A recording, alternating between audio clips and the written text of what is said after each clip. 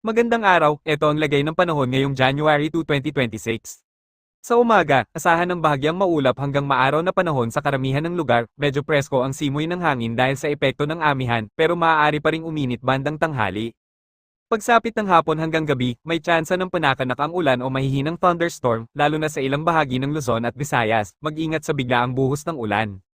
Hangin at dagat, katamtaman hanggang minsan ay malakas ang ihip ng hangin mula hilagang silangan, maalon ng karagatan sa silangan at hilagang baybayin, kaya pinapayuhan ng maliliit na sasakyang dagat na mag-ingat, UV index, katamtaman hanggang mataas bandang tanghali, kaya iwasan ng matagal na pagbabad sa araw kung hindi kinakailangan. Paalala, magdala ng payong o kapote, uminom ng sapat na tubig, at manatiling alerto sa biglaang pagbabago ng panahon.